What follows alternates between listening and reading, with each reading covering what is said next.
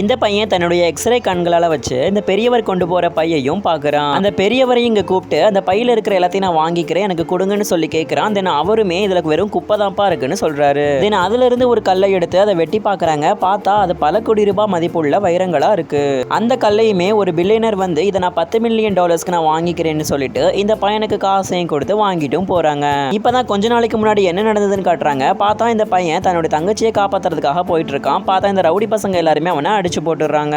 தென் அப்பதான் இந்த பழமை வாய்ந்த டாலர்ஸ் அவன் தொட்டிருப்பான். உடனே அவனுக்கு இதுல சூப்பர் பவரும் கிடைச்சிருக்கும். இவனுடைய இடது கண்ணை வச்சு இவனால பழமையான பொருட்கள் எல்லாத்தையுமே பார்க்க முடியும். அதே இது இவனுடைய வலது கண்ணை வச்சு இவனால ஃபியூச்சரையும் பார்க்க முடியும். தென் இவன் மயக்கத்துல இருந்து எஞ்சதுக்கு அப்புறமா அவன் சிஸ்டரை பார்த்து சொல்றான், நம்ம பணக்காரங்களா மாற போறோம்னு.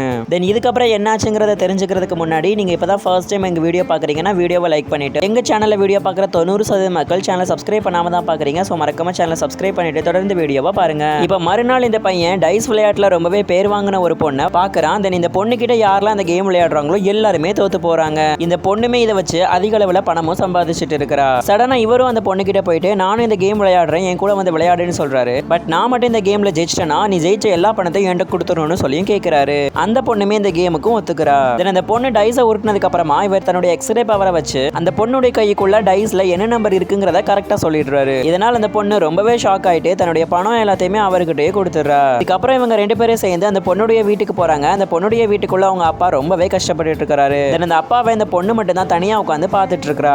இந்த பையனும் அவங்களுக்கு ஹெல்ப் பண்ணணும்னு நினைக்கிறான். அதனால தன்னோட எக்ஸ்ரே பவரை யூஸ் பண்ணி அந்த அப்பாவுடைய உடம்புல இருந்த எல்லா பாய்சனுமே வெளியில எடுத்துறான். இப்போ அவங்களுடைய அப்பாவும் கொஞ்சம் கொஞ்சமா ஹீல் ஆக ஆரம்பிக்கிறாரு. இந்த மாதிரியான பவர்ஸ் எல்லாம் உங்களுக்கு கிடைச்சிச்சுன்னா நீங்க என்ன முதல்ல பண்ணுவீங்கன்னு கமெண்ட்ல சொல்லுங்க.